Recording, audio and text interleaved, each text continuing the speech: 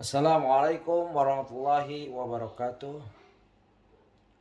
Alhamdulillah hamdan katsiran thayyiban mubarakan fi kama yuhibbu rabbuna warda. Wa asyhadu an la ilaha illallah wahdahu la syarika lah wa asyhadu anna Muhammadan abduhu wa rasuluh.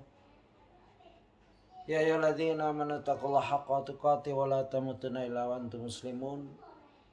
Allahumma shalli wa sallim ala nabiyyina Muhammad amma ba'd. Kita lanjutkan kajian kita yang ke-9, jilid 1 bab 1 halaman 56, buku atau kitab Sirah Nabawiyah karya Ustadz Dr. Firanda Dirja LCMA. Kita sudah sampai di mana kedermawanan Nabi begitu mengagumkan untuk umat manusia, ya, sampai kisah sahabat Nabi Abu Bakar radhiyallahu anhu menginfakkan seluruh hartanya. Lalu dilanjutkan dengan tulisan Ustadz, yaitu lihat pula kisah Aisyah radhiyallahu anha. Ketika itu ada seorang wanita bersama kedua anaknya meminta makan kepadanya. Lantas ia tidak menemukan sesuatu yang bisa dimakan di rumahnya kecuali sebutir kurma. Dengan kondisinya yang juga tidak memiliki apa-apa, Aisyah radhiyallahu anha tetap memberikan sebutir kurma tersebut kepada sang wanita. Lalu sang wanita tersebut membaginya kepada kedua putrinya. Ya.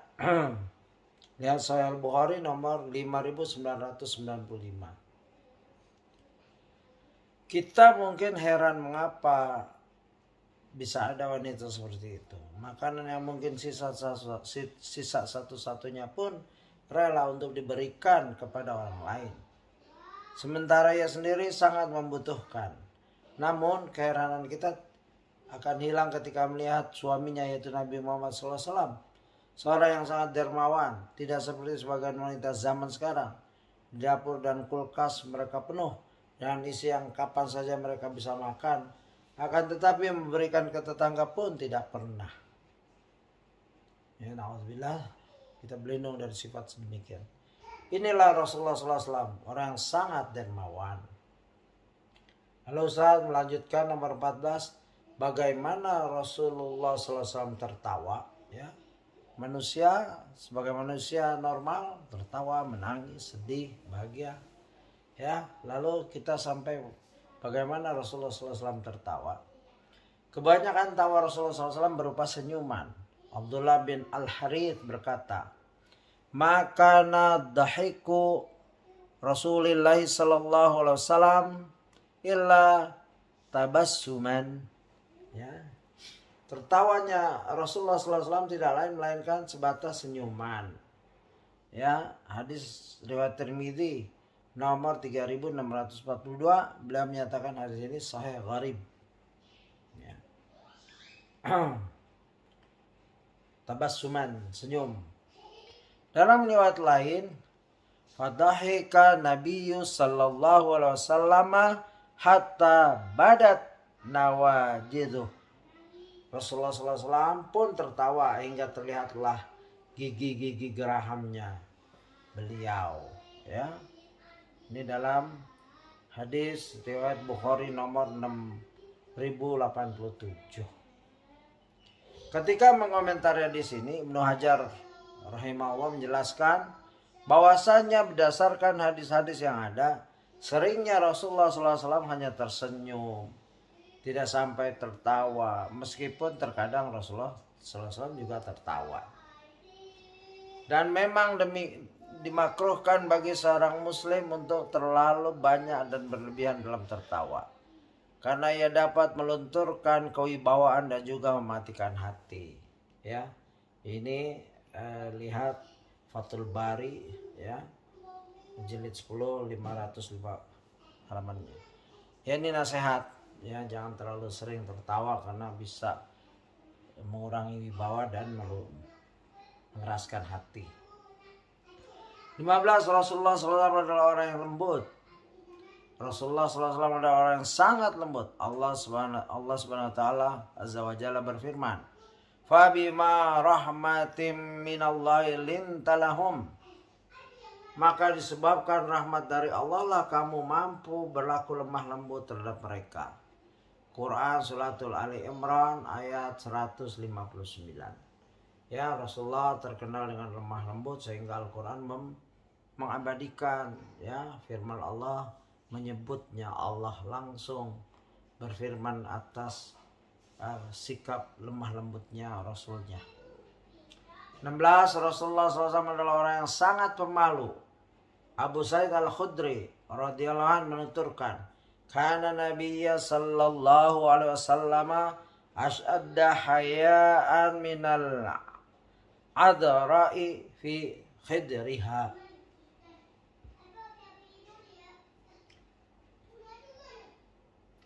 Nabi SAW adalah seorang yang sangat pemalu, bahkan melebihi seorang gadis yang berada di dalam pingitan.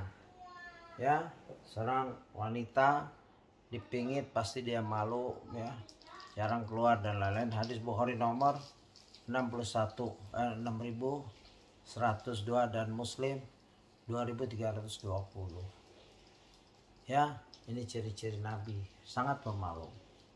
Keberanian Rasulullah SAW. Karena Nabi sallallahu alaihi wasallam ahsanan nas, washja'an nas, wajwadan nas. Rasulullah SAW adalah orang yang paling baik, paling berani dan paling dermawan. Ya, kalau kita berani mungkin gak dermawan. Ya, kita baik tapi mungkin tidak berani, tidak dermawan pula. Ya, bisa begitu. Kalau Nabi komplit.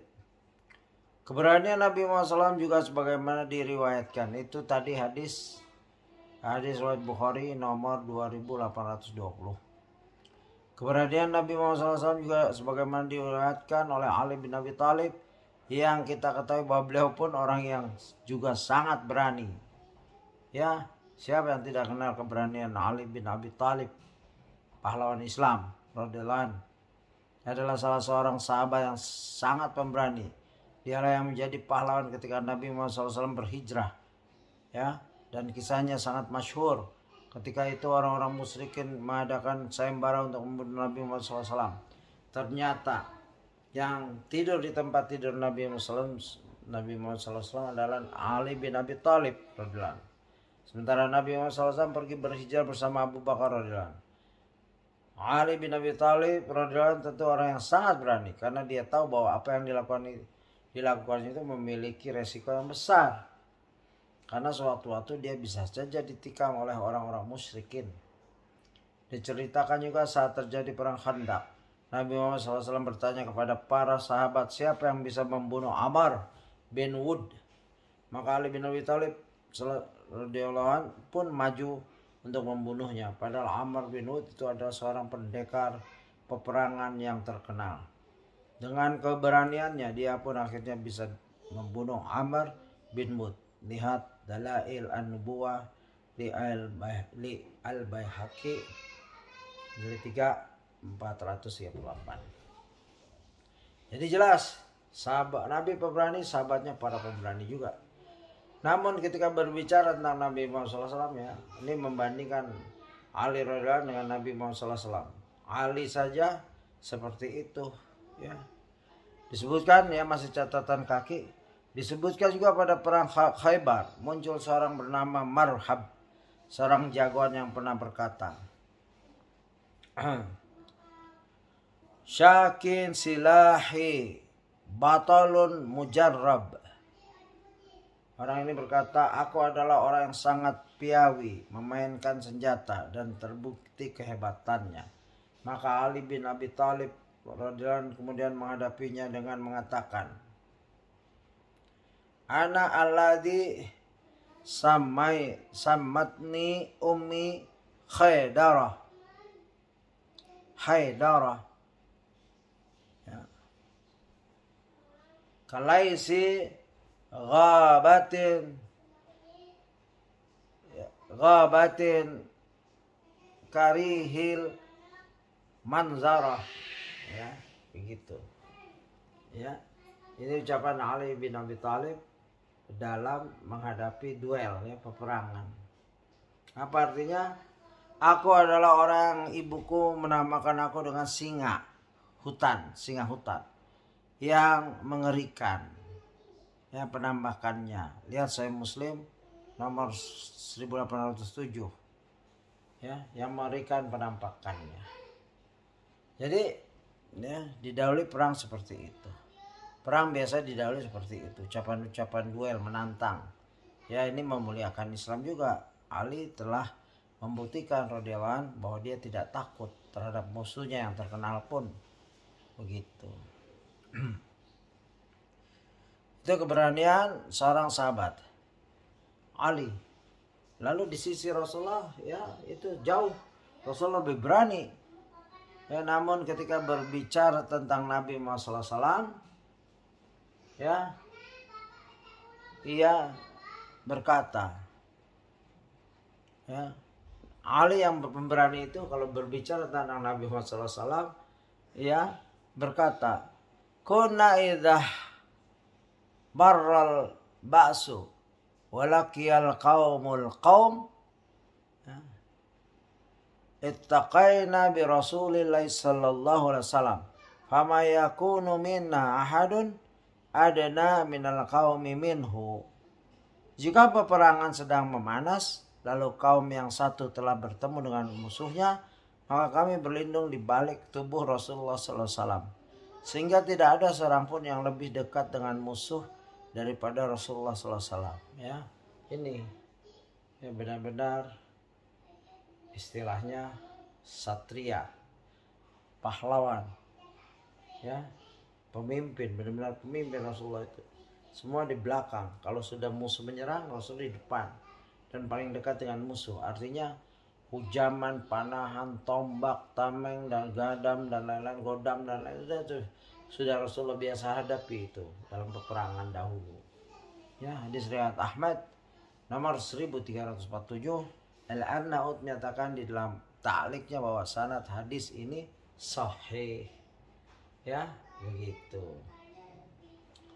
Lihatlah bagaimana perkataan seorang yang dikenal dengan keberaniannya, bahwasanya Nabi Muhammad SAW adalah orang yang paling di depan tatkala perang sudah sangat memanas, dan para sahabat berlindung di belakang beliau. Sungguh keberanian beliau SAW tidaklah diragukan lagi. Orang berani menyatakan orang lain berani, berarti orang yang dinyatakan berani benar-benar berani, gitu ya. Dalam satu hadis ketika terjadi perang Hunain, Allah Subhanahu wa taala menegur sebagian para sahabat atau orang-orang munafik yang bersama dengan pasukan Nabi Muhammad SAW yang bangga dengan jumlah yang banyak. Allah Subhanahu wa taala berfirman, laqad nasarakumullahu fi mawatin katsiratin wa yawma Hunain idh a'jabatkum kasratukum falam tughni ankum syai'aw wa daqat alaikumul ardu bima rahubat summa wallaitum mudbirin. Sungguhnya Allah telah menolong kalian, hai para mukminin, di medan peperangan yang banyak, dan ingatlah peperangan Hunain, yaitu di waktu kalian menjadi congkak karena banyaknya jumlah kalian. Maka jumlah yang banyak itu tidak memberi manfaat kepada kalian sedikit pun, dan bumi yang luas itu telah terasa sempit oleh kalian. Kemudian kalian lari ke belakang dengan bercerai-berai. Surat At-Taubah ayat 25. Ketika itu ada seorang yang sesumbar mengatakan, lan nughlabal yauma min qillah. Kita tidak akan kalah dengan jumlah yang sedikit. Ya, jadi mendahului. Ya, ini sedikit sombong karena banyaknya jumlah. Mendengar hal tersebut membuat Nabi Muhammad SAW merasa berat. Ya, di sini jelaskan, lihat Fathul Bari, ya, jilid 827. Merasa berat. Beliau SAW merasa berat karena melihat pasukannya bertawakal dengan jumlah yang banyak sehingga lupa dengan Allah SWT. Maka benar saja ketika awal peperangan mereka diserang oleh kabilah Hawazin sehingga pasukan kaum muslimin pun mundur, ya, baca kabur. Dan yang tidak mundur hanyalah Nabi Muhammad SAW. Nabi Muhammad SAW yang berada di atas tunggangannya maju ke depan lalu berkata, Ana nabiyyu la kadhib, ana ibnu Abdul Muttalib. Aku adalah seorang nabi yang tidak berdusta dan aku adalah anak dari Abdul Muttalib. Ya, begitu. Hadis riwayat Bukhari nomor 2864. Oleh karenanya ketika kita berbicara tentang keberanian, maka Nabi Muhammad SAW adalah orang yang paling berani di antara kaum muslimin. Gitu. Terbukti orang-orang kabur, ya Rasulullah maju sendirian, ya, tidak dijelaskan ada yang lainnya. Ya, begitu. 18. Bagaimana Rasulullah SAW bercanda? Di antara akhlak Rasulullah SAW dalam bercanda adalah bahwa beliau SAW tidak berlebihan dan tidak terlalu sering bercanda. Karena berlebihan dan terlalu sering bercanda dapat melalaikan seorang dari mengingat Allah SWT, serta dapat menyebabkan kerasnya hati. Canda Rasulullah SAW juga menyebabkan sakit hati dan dendam pada diri orang lain, dan juga tidak merusak kehormatan mereka. Rasulullah SAW juga pernah berbohong demi bercanda. Rasulullah juga tidak pernah berbohong demi bercanda. Astagfirullah. Segala candaan beliau SAW adalah kebenaran. Mari kita simak beberapa contoh candaan ala Rasulullah SAW. Ketika Rasulullah SAW mencandai Anas bin Malik radhiyallahu anhu, beliau bersabda, Ya Dzal Uznain, wahai yang memiliki dua telinga. Ya. Abu Usama menjelaskan bahwasanya panggilan tersebut adalah bentuk candaan Rasulullah SAW terhadap Anas bin Malik. Ya. Hadis riwayat Tirmizi nomor 1992 dinyatakan sahih oleh Al-Albani dalam kitabnya Mukhtasar, ya, Asy-Syama'il. Ya. Abu Usama menjelaskan bahwasanya panggilan tersebut adalah bentuk candaan Rasulullah terhadap Anas bin Malik. Anas bin Malik radhiyallahu anhu mengisahkan bahwa suatu ketika ada seorang yang meminta tumpangan kepada Rasulullah SAW. Beliau pun bersabda, Ini hamiluka ala waladin naqatin. Aku akan memboncengmu di atas anak unta. Ya. Orang itu pun menjawab dengan penuh keheranan, Wahai Rasulullah, memangnya anak unta bisa ditunggangi? Maka Rasulullah SAW pun bersabda, Wahal talidu al-ibla illa nuq. Bukankah sejatinya setiap unta dewasa juga merupakan seekor anak unta? Ya, makanya dia pernah dilahirkan dari unta juga, yang punya bapak juga, punya ibu juga, begitu. Ini hadis riwayat Tirmizi 1991. Beliau menyatakan hadis ini sahih gharib, begitu. Aisyah radhiyallahu anha menuturkan bahwa suatu ketika Rasulullah SAW berkata kepada seorang wanita tua, Ya umma fulanin innal jannata la tadkhuluha ajuzun. Wahai ummu fulan, ketahuilah bahwa orang yang lanjut usia tidak akan masuk surga. Mendengar itu, si wanita tua tersebut pun berlalu sambil menangis. Mengetahui hal itu, Rasulullah pun bersabda, Akhbiruha annaha la tadkhuluha wa hiya ajuzun. Inna Allah Ta'ala yaqul inna ansa'nahunna insha'an faja'alnahunna abkaran uruba atraba. Ya. Inna ansha'nahunna insha'an faja'alnahunna abkaran uruban atraba. Kabarkan kepadanya bahwasanya dia memang tidak akan memasukinya dalam keadaan tua. Karena Allah Ta'ala berfirman, sesungguhnya kami menciptakan mereka bidadari-bidadari dengan spontan. Dan kami jadikan mereka gadis-gadis perawan penuh cinta lagi sebaya umurnya.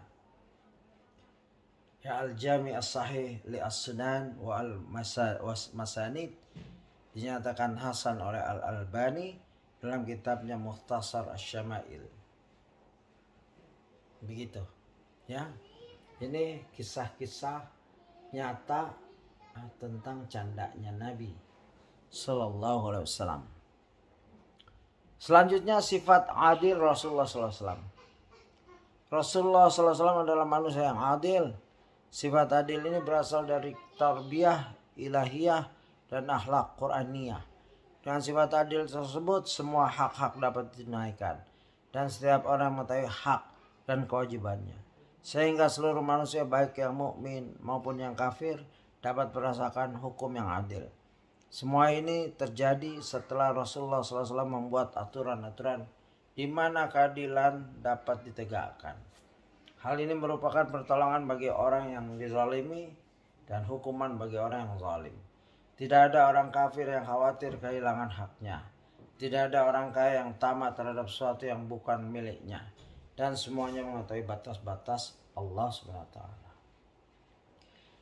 Dikisahkan bahwa suatu saat Rasulullah SAW meluruskan barisan pasukan para sahabat pada perang Badar dengan tongkat. Ketika Rasulullah SAW melewati Sawat bin Ghaziyah, Rasulullah SAW mendapatkan keluar dari barisan.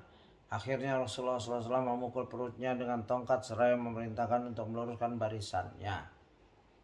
Sawat pun berkata, sungguh engkau telah menyakitiku wahai Rasulullah.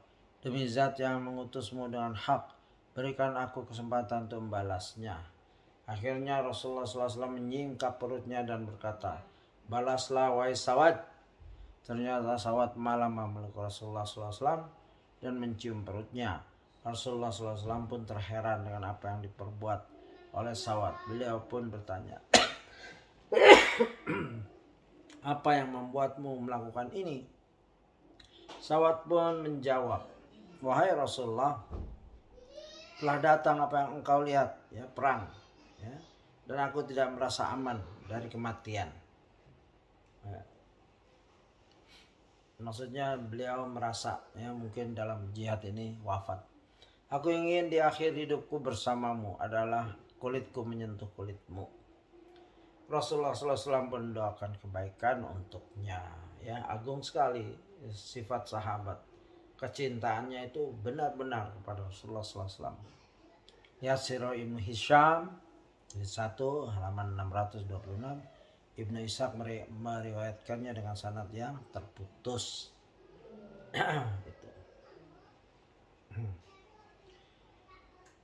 Juga dikisahkan bahwasanya ada seorang wanita dari Bani Makhzum yang mencuri. Perkara ini membuat orang-orang Quraisy menjadi sedih karena hukuman yang akan diterima oleh wanita tersebut sangat berat. Mereka pun mencari-cari siapakah orang berani berbicara dengan Rasulullah SAW untuk mengurangi hukuman wanita tersebut.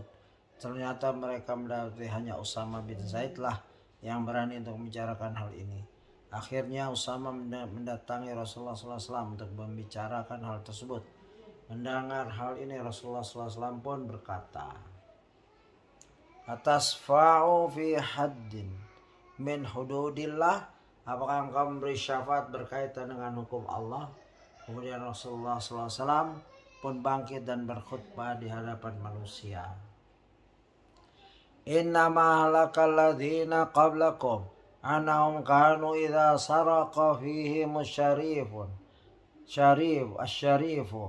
tarakuh wa idza saraqa fihim ad-da'ifu aqamu alaihi al-hadd.